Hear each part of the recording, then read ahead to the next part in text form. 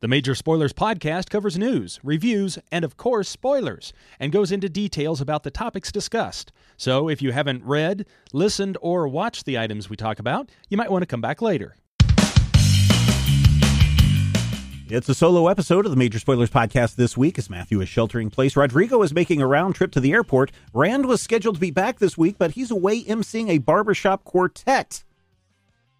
Still, the show must go on, even if it's a bit shorter this week. Hi, everyone. I'm Stephen Schleicher. Thank you to all who are downloading and checking out our shows. We really enjoy hearing from you on our Discord server and via our socials.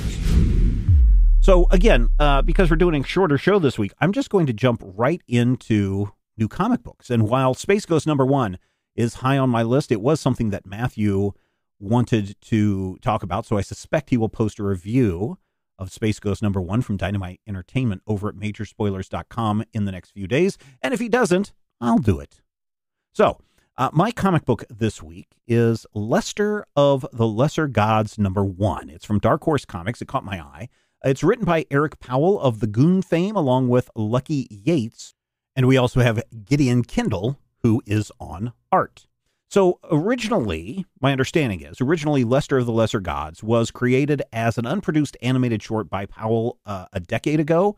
And then the concept was revived when the two were working together, Yates and Powell were working together to come up with a comic book project or a writing project. I don't know if the comic book was the intended outcome or not. So in Lester of the Lesser Gods #1, we get to meet Lester. He is literally the bastard son of Odin. Odin hooked up with a woman in a rundown dive bar, and then, Lester was born and had to live his miserable life until the apocalypse came. And Lester decided to take on Satan, and then Odin gave him a trident, and he became a great warrior. And now he wanders the post-apocalyptic landscape, almost like a version of Conan, where he's fighting all sorts of different people. Now, one of the things that I should point out is that Lester is a big, fat man, and he wears a tiny, tiny thong, and he rides around on a motor scooter. And he ends up getting involved with a woman who's half feline, or, like not her top half or her bottom half. She's like a anthropomorphic cat. And the two are forced to fight together in a gladiatorial arena. And they end up deciding that they will take down Frye, the Technomancer guy. And the story is kind of goofy. It includes a lot of really crude humor. And, of course, a lot of fat jokes. Which, that may be a turnoff for many people right from there. I went to push through it, and I don't think the jokes were completely offensive towards fat people, but again, because Lester is making even some of the jokes himself. But a lot of it is very tongue-in-cheek. I guess I would say, well, there's two things. I would, initially when I read this and saw the pitch for it and read the first couple of pages, I was like, oh, this is that one John Candy bit from Heavy Metal, the movie. And so it did read like that. But after I started reading Lester and how he speaks and how he acts and how other people act towards him, I could totally see Jack Black voicing Lester in an animated version of this comic if Powell and Yates came around to making this. And or even live action. Jack Black could do the live action version of Lester of the Lesser Gods. And that may be because of the Tenacious D, the post-apocalypto movie from 2018 that kind of has me thinking in that mindset. So from the story standpoint, it's a very much, they even start off with this rundown robot at the beginning of the book saying, "Welcome, come closer to the fire. Let me tell you the tale of Lester of the Lesser Gods." It's very much like a Conan opening. And so I appreciate the humor and the tongue-in-cheek humor that comes with this.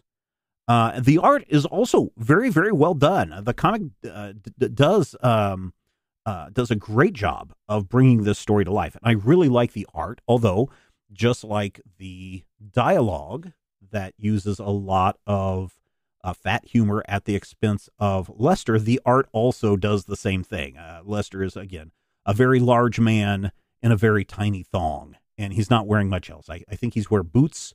He carries the weapon that Odin gave him, and I think he wears a hat, like a horned Viking helmet. And so that, again, maybe a turnoff, but I really like the art.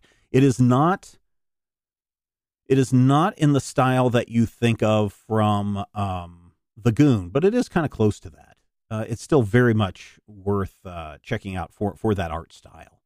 I think that if you are a fan of Eric Powell's The Goon and some of his other works, then this will be right up your alley. If you can roll with the punches in regards to the humor, that didn't always hit the mark for me, but I still think Lester the Lesser Gods #1 is worth picking up this week from Dark Horse Comics if you want to check it out. I'm going to give it 3.5 slices of meatloaf. So that is my review. Lester of the Lesser Gods, out this week from Dark Horse Comics. And I want to try something. We'll be right back. Thank you to everyone who supports the show and all the shows in the Major Spoilers Podcast Network. This week, we send huge thanks out to J. Michael T., who upgraded their pledge this week. We're truly honored to have patrons like J. Michael T., who come in and give us generous support. I mean, very generous support. So thank you, J. Michael T., for that. We're waiting to give you a shout out on our show. If you would like to make a contribution, all you need to do is join us at patreon.com/majorspoilers.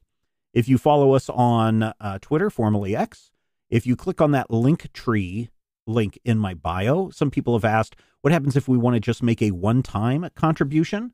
Then you can find a link in the Linktree to how to make a one-time PayPal contribution if you would like to do that. So what are some benefits of becoming a patron? Well, when you become that silver level patron, you get up to 4 bonus episodes each month that you're not going to find anywhere else. Go up to the gold level and you get up to 8 bonus episodes each month. Plus, you get a true inside look of what's going on at Major Spoilers when I do the monthly VIP chat. So, what are you waiting for? Head over to patreon.com/majorspoilers. Check out what we are doing and consider becoming a patron today. We'd love to give you a shout out right here on this show.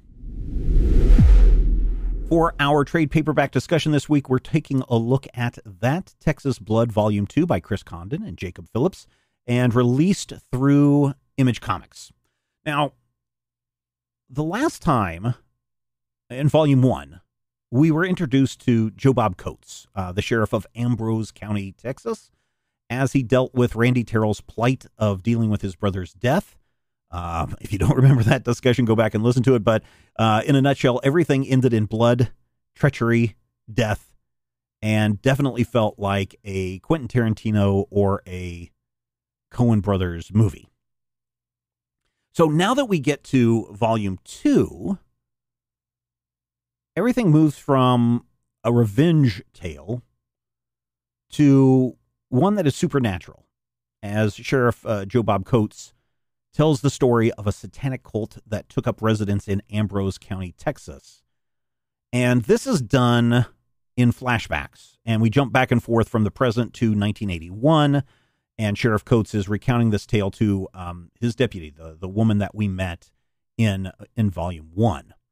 So 1981, if you are not familiar with the time period, was kind of the height of the Satanic Panic. Even the Satanic Panic still continues today. Don't get me wrong there.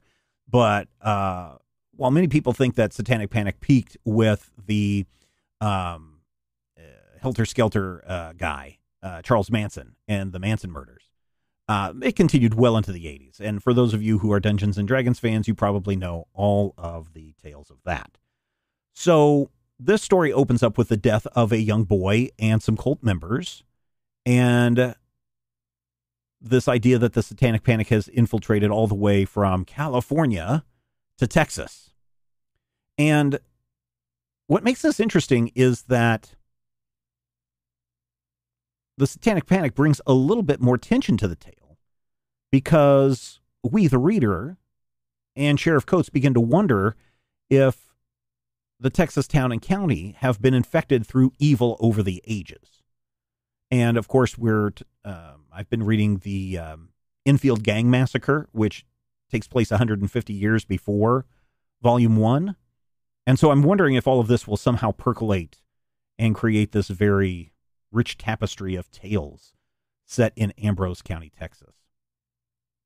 So there's a lot of flashbacks that happen back and forth, and I don't mind the flashbacks because a lot of times they are used as the intro to each issue of the comic when they were originally released and not in the trade like we're doing now. But the flashbacks aren't always that way. There are times where the story in the middle of the tale where, Sheriff Coates is telling his deputy about, some of the problems and his beliefs that the soil is tainted and cursed. We get, more present day interactions that way. I don't really mind this. Don't get me wrong. I don't really mind the flashbacks. But I kind of wish the story had used the present day tableau only at the beginning of the story and only at the end of the story, and just let the 1981 story happen in 1981 and not the jumping back and forth. Again, I don't mind that it jumps back and forth. It is a great way at the beginning of each issue to let readers know what's going on. It's a great way to summarize things. But I think it also removes some of the jeopardy that we have with Sheriff Coates because he's telling the story. We're seeing it flash back. So at no point are we ever worried, or at least I'm never worried. We are never worried about the fate of Sheriff Coates. Now, we are a little worried about the people around him. Sheriff Coates comes into contact with a big city slicker who comes to investigate the murders. Again, this is 1981. And he believes that a person has moved into Ambrose County, a former Rolling Stone photographer, the magazine, not the band, is leading a cult of an ancient Mayan bat god, and they want to unleash the thing on the world, or at least get power from the god, or whatever the people make sacrifices to their gods for. Good weather, maybe. I don't know. What are people sacrificing in the name of their god these days? I have no idea. It's not good, I can guarantee you that. And so this guy who is named Eversol, he is instantly dismissed. And there's a lot between Coates, who is not yet sheriff at this point. There is an older man who is the sheriff of Ambrose, Texas at this point. There is a lot of, this guy's full of crap. He's a huckster. These clairvoyant people that come prey on people and they're just out to get your money. And we need to stay away from this, and we need to find the missing little girl. Who everyone believes has been abducted by a cult because, again, the story opens up with 2 dead cult members and a dead little boy. And the dead little boy's sister is missing, and the theory is that the little boy had his family gun, and he shot the cult members before he was murdered himself. The 2 kids are, I don't know if it's relevant to the story, but maybe. 2 little kids are probably 10, 11 years old. Black children, but they are friends with Sheriff Coates. He is friends with the family, the single mother and the 2 children. So, he is super invested in making sure that the mother does not lose a second child. It's already bad enough that she's lost her son. She doesn't want to lose the daughter. And so he starts to buy in to Eversol's story, and they go out and they investigate this guy, and they find another missing woman, or a woman who appears to be missing or claimed to be missing by the family, and everything appears to be cool, but they see some weird tattoos, and they start believing that there is indeed a cult inside this house. And even though the sheriff of the county tells everyone, no, we're not worrying about this, this is nut job talking, Eversol and Coates do go and investigate, and they do discover a cult worshiping this bat god. And it gets pretty tense at the end. Again, we know that Coates is not going to die, but Eversol, the little girl, other members of the cast that we have met, they're kind of up in the air. We don't know about them, right? Eversol is kind of an interesting character because he kind of reminds me a little bit of Kolchak the Night Stalker, and I don't know if that was something that was intended by Condon. Is it Condon? I believe it is Condon. Maybe I've been saying Condon. It needs to be Cordon. No, it's Condon. I don't know if Condon and Phillips intended for him to be instantly recognized as a Kolchak ripoff. I mean, he's not wearing a seersucker suit and pork pie hat or anything like that. But he is wearing a suit, and he is wearing, kind of like a hat. That's, I will say, pretty common for people in the 80s to wear, including me as a young teenager. I would wear a hat like that.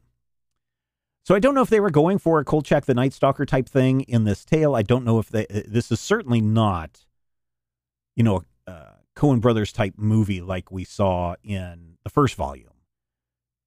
Because this is kind of like buddy cop type tale. And again, buddy cop stuff filled the theaters in the 1980s, so I could see a little bit of that mixed in with your Satanic Panic. But I like this. I like this a lot. I like the character of Eversol a lot. This is a good story. Here's the thing. I did a bit of research to see if that Texas Blood had been picked up for a big screen adaptation or even a television series, but to this point, no one has taken the bait, which is a shame because combined with the first volume, and again, I am reading this each time we do a Texas Blood thing, so I haven't read ahead except for that the Enfield Gang Massacre. I think that a network, not the one who currently has the control of True Detective, but I think that Texas Blood would make a really great standalone series. You could almost take each volume and make it its own series of 8 to 10 episodes, even though the books are only 4 to 5 issues apiece, maybe 6 max. I know volume 1 was only like 4 or 5, and volume 2 is only 4 or 5 issues. I could see them expanding this out into 10 episodes to get a little bit more character development, get the audience a little bit more invested in things. I'm just saying that if you were looking for a new season, a 5th season of True Detective, I might look to Chris Condon to pin that tail, and I might just say, hey, can we just adapt that Texas Blood into the new season of True Detective? I know some of you are sitting there right now saying, look, every comic book does not need to be adapted into a live action series. It doesn't need to be turned into a TV series, doesn't need to be turned into an animated movie, it doesn't need to be turned into a big screen movie. It can just stand as a comic book. And I agree with you completely. But I'm just saying, if somebody wanted a True Detective type story, this would be the one to adapt. That being said, season 3 of True Detective kind of had a lot of the similar stuff going on here, as we see in that Texas Blood. Jacob Phillips, the artist here, does his family proud once again with the art in this volume. Never do I have to wonder what's going on. I never get the characters confused. The coloring stays with the semi-watercolor treatment that Phillips is known for in all of his coloring. You can go check out the stuff that Ed Brubaker and Sean Phillips do. He's been coloring a lot of that stuff over the years. He just really brings his craft to high standards in these books that he works on. And it kind of gives his coloring style and his art style kind of give this book a bit of a surreal feeling. And when you're dealing with these cult members who are not wearing like pointy KKK type hoods, but they're wearing these bifurcated hoods that look like devils. They're supposed to look like the bat god that they're worshiping, but all in red and in the dark and everything. And with Sheriff Coates stumbling upon them in the dark, it's creepy. It's really creepy, especially when they start wielding Mayan weapons of death and their shootouts and everything. Yes, there's a dead child in this that does become very haunting for Sheriff Coates, so trigger warning there if that bothers you, dead children, be aware of that.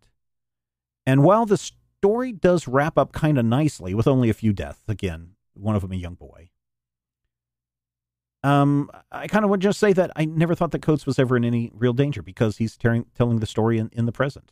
And I think that may be one of the bigger drawbacks when you're telling flashback stories like this. Not Flashpoint. That's a whole different thing. Go listen to the pre-show for that. I think after reading the Enfield Gang Massacre, after reading these 2 volumes of that Texas Blood, I'm finding that I'm pretty much fully invested in finding out where the bigger story of that Texas Blood goes. I want to know if they lean more into the supernatural. I do kind of dig that kind of stuff, even though I know it's a lot a lot of mumbo jumbo type stuff. I do kind of like that thrill that, yes, maybe there is. And there was definitely at the end of this volume. You are left wondering, is this all hokum? Did Eversol know something? Was he telling the truth? And that's what gets Coates reminiscing with his deputy at the beginning of the issue. So listen, if you like true crime and horror mixed together, then That Texas Blood Volume 2 is definitely a must-read. And I think by the end of the trade, you'll agree with me that True Detective vibes run throughout this book. I want to say this was released in 2018. I think there's 2 more volumes of That Texas Blood to go. Maybe a 5th volume. I don't remember. I'd have to go look. I didn't look for this because, again, I expected to sit down and have a conversation with 2 other people. And then the tornado alarms went off, and I was told, oh, I've got to go get my wife at the airport, et cetera, et cetera, et cetera. So apologizing for that. A little bit shorter conversation this week, but hopefully you enjoyed it. If you want to hear more of my ramblings, then check out the Major Spoilers podcast pre-show, where I give my thoughts on Crisis on Infinite Earths, the animated movie, Part 2. And I also talk about the first episode of Dead Boy Detectives, and I give some thoughts on maybe how to craft a better pitch when you're coming to somebody with an idea and making sure that it's an idea, not a thought. So you can go check out the Major Spoilers podcast pre-show. Again, that's exclusive to our Patreon feed for anybody who is at the silver level or higher. And if you found some value in this show, this short conversation that I'm having with you, then please come over and join us at patreon.com/Major Spoilers. You can find out all the information and all the bonuses you get, all the tiers that you can get. And thank you so much for your time. Thank you. And until next time, next week, we're going to be talking about Dark Ride. Oh, that one looks interesting. The second arc, I think, just kicked off at Image Comics. Is it Image Comics or Boom? I forget which. It's one of those 2. But we're going to talk about Dark Ride next week. Why? Because we know that you love comics, and we do too. And we will talk with you soon. Fat the X-ray vision of a Superman. I could save a few bucks and stand around and read through the covers of the comics on the stand. But although every other page would be backwards, I suppose I could still read the evens and the odds. Well, I don't know. Guess I haven't thought this all the way through. Plus, as soon as the comic book store guy knew, he kicked my butt out on the corner. What a major spoiler. What a major spoiler. Way to think about a better way. If I was hulking green or gray, I could just bust through that brick wall, take their comic books away. But then the little meat would deal with all the tanks and bombs and guns. Have you ever tried to read a series with all that going on? Guess I need to rethink this plan. How would I back and board my comics with such huge hands? Guess I already told ya. What a major spoiler. What a major spoiler. Yeah, yeah, yeah. What a major spoiler. What a major spoiler. If I'm Stark Raven, rich like a man of iron, I might not be surprised to find that I might actually have the heart cold to follow an entire storyline. But would I really even need to read up on all those escapades? I mean, who needs such distractions when your sister's such a babe? But the downside is such a beast. Being shot up in a fun bee in the Middle East with a gang sign throwing soldier. What a major spoiler. What a major spoiler. Yeah, yeah, yeah. What a major spoiler. Whoa, whoa, whoa, whoa. What a major spoiler. This podcast is copyright 2024 by Major Spoilers Entertainment, LLC.